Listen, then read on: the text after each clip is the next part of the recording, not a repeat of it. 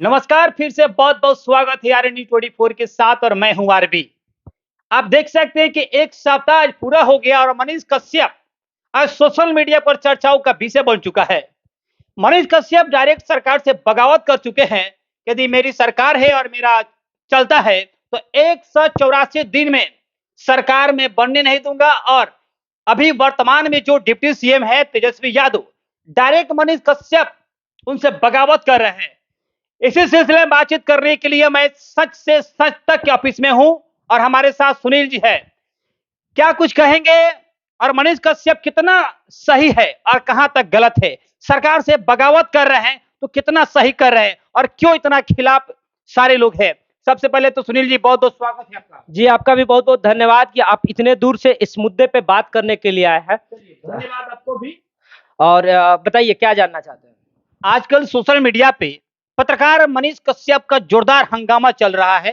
कोई उनके समर्थन में है तो कोई उनके खिलाफ है और मनीष कश्यप डायरेक्ट कर रहा है तेजस्वी यादव से कि आपकी सरकार नहीं बनने देंगे। तो ये पत्रकारिता करते हैं या राजनीति करते हैं? देखिए, मैं सबसे पहले आपको बता दूं कि कतई एक पत्रकार का ये लैंग्वेज नहीं होता है कि मैं आपका सरकार गिरा दूंगा। अगर ये कह रहा है तो ये पॉलिटिकल लैंग्वेज है और एक पत्रकार को पॉलिटिकल लैंग्वेज से हमेशा बचना चाहिए और ये मनीष कश्यप जी गलत कर रहे हैं। लेकिन मनीष कश्यप जी अगर क्यों ये कर रहा है तो इसके पीछे मैं मनीष कश्यप जी का समर्थन करता हूं कि अगर एक पत्रकार पे आप एफआईआर करते हैं, क्योंकि अगर मनीष कश्यप जी बोलते हैं तो एफआईआर के बाद ही बोले हैं, पहले तो नहीं बोले हैं। तो अगर एफआईआर होता है तो एफआईआर गलत है, एफआईआर नहीं होना चाहिए। लेकिन साथ ही साथ मनीष कश्यप जी इस तरीके का बोलते हैं कि मैं आपका सरकार गिरा दूंगा, आपको मुख्यमंत्री नहीं बनने दूंगा, तो ये भी गलत है।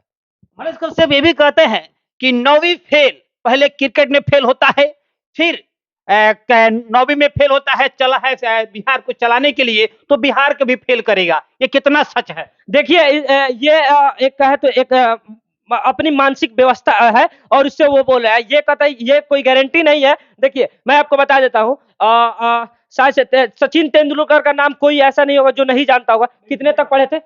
मैट्रिक से पढ़े थे। आपको बच्चन जी है, कितने तक पढ़े हैं? वो भी फेल है। ऐसा जरूरी नहीं है कि जो नहीं पढ़ा है वो सरकार नहीं चला पाएगा, पहली चीज है। क्योंकि अगर सरकार, लेकिन एक चीज और इसके साथ मैं बता दूं कि अगर कोई भी पढ़ा लिखा व्यक्ति अगर कोई व्यवस्था चलाता है तो जरूर अनपढ़ से बढ़िया चलाएगा। लेकिन ये भी कहना जायज नहीं है कि अगर वो अगर फेल हुए तो हर फेलियर क्यों नहीं आईपीएल में सिलेक्शन हो जाता है? अगर हर फेलियर क्रिकेटर का आईपीएल में क्यों सिलेक्शन नहीं हो जाता है? अगर आईपीएल में सिलेक्शन हुआ तेजस्वी यादव का तो कहीं ना कहीं काबिलियत था तभी ना। और रही बात कि अगर 9वीं फेल तेजस्वी है तो 11वीं फेल तेज प्रताप है, कहीं ना कहीं तेजस्वी से ज्यादा पढ़े हैं। तो क्यों तेज प्रताप वो और ये चीज आपको भी पता है कि तेजस्वी के अंदर वो चीजें है तो तेज प्रताप तो ज्यादा पढ़े हैं, बड़े लड़के हैं लालू यादव के, उनके अंदर वो चीजें क्यों नहीं है? मनीष कश्यप की एक और आ रहा है बयान, कह रहे हैं कि जिसका पापा मुख्यमंत्री, जिसका मम्मी मुख्यमंत्री, उसका बेटा 9वीं फेल हो गया। कैसे हो गया? ये कहां तक संभव है? देखिए, नहीं फेल हो गया, अगर मान लीजिए आप, मुझे पढ़ने में इंटरेस्ट नहीं है तो देखिए अच्छा आपके पास एक चीज है, सर्टिफिकेट है कि 9वीं फेल है कि पास है? इसका कोई बड़े बड़े टीवी वाले तो भी प्रूफ कर दिए हैं कि 9वीं फेल नहीं है और तेज प्रताप वो भी इंटर फेल नहीं है। फिर ये मनीष कश्यप कैसे कह रहे हैं कि ये फेल है? देखिए, किसी को अगर फेल कर 9वीं तक पढ़े हैं ये चल सकता था, लेकिन अगर 9वीं फेल कर रहे हैं तो आप प्रमाण दिखाइए। सबसे पहले आप उनका सर्टिफिकेट दिखाइए कि 9वीं में फेल हुए थे कि पास हुए थे। 9वीं फेल का तो कोई सर्टिफिकेट होता ही नहीं है, सीधा आप नॉन मैट्रिक कर सकते हैं। तो ये तो मानसिकता पत्रकार है, मनीष कश्यप का है नहीं दिमाग। वो तो कहते हैं कि आर्मी के बेटा है, मेरे पास दिमाग तेज पड़ा है, तेजस्वी ज्यादा है। तो कहाँ दिमाग तेज है? जरूरी नहीं कि जो मैट्रिक पास नहीं तो नॉन मैट्रिक कहा जाता है। आरबी जी, मैं बता दूं, जरूरी नहीं है कि आर्मी के बेटा का ही दिमाग तेज होगा, एक किसान का बेटा का भी दिमाग तेज हो सकता है और एक पॉलिटिकल व्यक्ति का भी बेटा का दिमाग तेज हो सकता है। ये जरूरी नहीं है। अगर ऐसा जरूरी रहता तो नीतीश जी के बेटा को क्यों नहीं पॉलिटिकल लैंग्वेज पता है?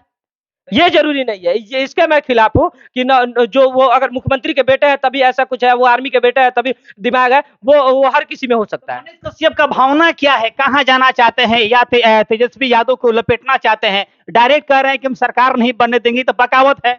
देखिए, सरकार नहीं बनने देंगे ये गलत है, लेकिन मनीष कश्यप जो करते हैं वो सही करते हैं। मैं उनके सपोर्ट, खुलेआम सपोर्ट में हूं। लेकिन अगर मनीष कश्यप कहते हैं कि सरकार गिरा दूंगा तो उनके विरोध में हूं, क्योंकि ये पत्रकार का कतई भाषा नहीं है। और कहीं हो सकता है कि कुछ पॉलिटिकल लोग उनसे ये बुलवा रहे हों, ये भी हो सकता है। तो कहीं ना कहीं हो सकता है कि बीजेपी का कोई समर्थन हो, उसके साथ में हो। देखिए इसकी कितनी सच्चाई है, ये पॉलिटिकल लोगों का काम है, ये मेरा और आपका काम नहीं है। लेकिन हो सकता है कि अगर वो पॉलिटिकल लैंग्वेज बोल रहे हैं तो कहीं ना कहीं पॉलिटिकल उनको सपोर्ट है। कुछ लोगों का कहना है कि भगवाधारी है, भगवा का सपोर्ट है, इसीलिए मनीष कश्यप इतना चिल्ला रहा है, बोल रहा है, तेजस्वी यादव का बगावत कर रहा है। कहां तक ये सच है? तेजस्वी यादव जी कौन से वो भी तो हिंदू है।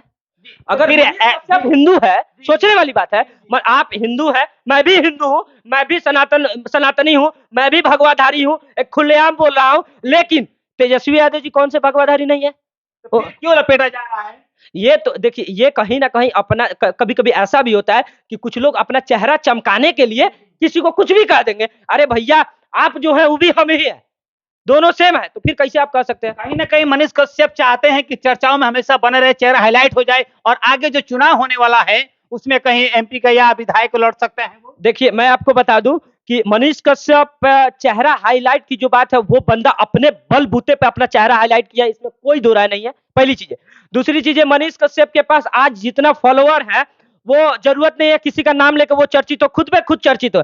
लेकिन पॉलिटिकल लोगों से इस तरीके से जो बगावत करे, हो सकता है कहीं उनका ये भी हो कि मैं भी चुनाव लड़ूं, हो सकता है, इस पे वो उनका पर्सनल राय है। लेकिन इसके साथ ही मैं बता दूं कि तेजस्वी यादव जी ने जो एफआईआर करवाया है पत्रकारों पे, वो सरेआम गलत है और इसमें मैं तेजस्वी यादव के खिलाफ हूँ। बिल्कुल। क्या चाहते हैं आप सरकार से? देखिए मैं सरकार से पहली चीज ये चाहूंगा कि अगर पत्रकारों के वीडियो बनाने से, पत्रकारों के मुद्दा उठाने से अगर तमिलनाडु और बिहार में जो कॉम्बिनेशन वो खराब हुआ है, तो सबसे पहले जो वीडियो बनाया था, सबसे पहले जिस मीडिया हाउस ने ये वीडियो बनाया था, उस पर एफआईआर कीजिए और इन पे भी कीजिए, हम पे भी कीजिए। बात रहा तमिलनाडु की, तमिलनाडु में बिहारियों को खदेड़ा जाता है, मारा जाता है, लेकिन ये मुद्दा तमिलनाडु का नहीं है।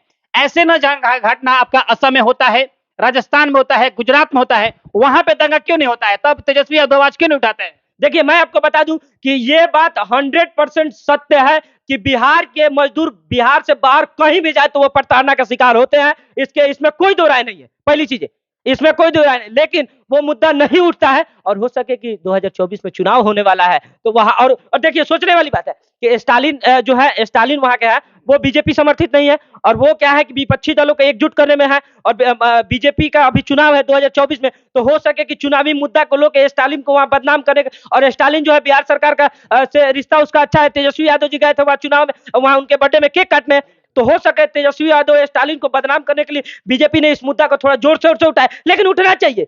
एक चीज और है कि उठना भी चाहिए, अगर बिहार के मजदूर कहीं प्रताड़ित होते हैं तो आवाज उठना भी चाहिए। लेकिन एक चीज और बता दें कि सिर्फ तमिलनाडु ही नहीं, आप मणिपुर से भी भगाए जाते हैं, आसाम में पीटे जाते हैं, बंगाल से भगाए जाते हैं, पंजाब से खदेड़े जाते हैं, उस वक्त भी मुद्दा जोर शोर से उठना चाहिए। देखिए राज्यसभा में तो डायरेक्ट तेजस्वी यादव कह रहे हैं कि बिहारियों के साथ कुछ नहीं हो रहा है, बिल्कुल सुरक्षित है, और बिहार में जो मजदूर आए हैं वो रो रो कर बिलख बिलख कर कह रहे हैं कि हमारे साथ दुर्दशा किया गया, पीटा गया, मारा गया है। ये तो साफ तौर पे जाहिर हो रहा है। देखिए तेजस्वी यादव की थोड़ी सटीक जानकारी की जरूरत है, पहली चीज है। और देखिए अगर उन्होंने सटीक जानकारी के लिए अपना टीम वहां भेजा था, सही है भेजा था, तो उनकी टीम साफ तौर पे क्यों नहीं कह रही है कि वहां पे कुछ भी नहीं हुआ? उनकी टीम अगर क्लीन चिट क्यों नहीं दे रही है? वो क्यों कह रही है कि हाँ कुछ जगहों पे नहीं हुआ है? मतलब क्लीन चिट क्यों नहीं दे रही? तो ये सच्चाई है कि कुछ ना कुछ वहां हुआ है, इसमें कोई दो राय नहीं है, ठीक है। और इसमें थोड़ा सा तेजस्वी जी को जरूरत है कि थोड़ा बढ़िया से जांच कराएं और पत्रकारों पे एफआईआर करना बंद करें, और पत्रकारों से रिक्वेस्ट है कि सरकार को डायरेक्ट टारगेट करना छोड़ दें, क्योंकि आप पत्रकारिता कीजिए, और कहीं ना कहीं अगर आपको पॉलिटिकल लैंग्वेज बोलना है, सरकारों को टारगेट करना है, तो प्लीज पत्रकारिता को बदनाम ना करें, पत्रकारिता छोड़ दे। आप जाइए, अगर आप एक नेता का टैग लेते हैं तो आप बोलिए, स्वतंत्र है, पत्रकारों से रिक्वेस्ट है। और सरकार से कश्यप के में आप क्या फेवर में है? देखिए मनीष कश्यप एफआईआर हुआ, मैं उसके खिलाफ हूं, मनीष कश्यप के सपोर्ट में हूं। अगर मैं फिर भी बोल रहा हूं कि अगर सरकारों के सपोर्ट में है एकदम, पहले सुन लीजिए, जिस तरीके से आर्मी के जवान के लिए हम लोगों ने लगातार वहां कैंपेन किया, उस तरीके से अगर मनीष कश्यप एफआईआर जो दर्ज हुआ है और वो जेल जाते हैं, तो उसके खिलाफ हम लोग प्रदर्शन करेंगे। लेकिन अगर मनीष कश्यप बोलते हैं कि सरकार गिराएंगे, उस वक्त हम लोग मनीष कश्यप के खिलाफ है, क्योंकि ये पत्रकार का लैंग्वेज नहीं है। चलिए बहुत बहुत धन्यवाद। ये सुनील जी, और सुनील ने साफ तौर पे कहे हैं कि मनीष कश्यप यदि पॉलिटिकल लैंग्वेज बोलते हैं तो उनके सपोर्ट में हम लोग नहीं रहेंगे, और पत्रकारिता करते हैं तो उनके सपोर्ट में रहेंगे। तमाम छोटी बड़ी खबर देखने के लिए हमारे साथ बनिए, तब तक के लिए जय हिंद।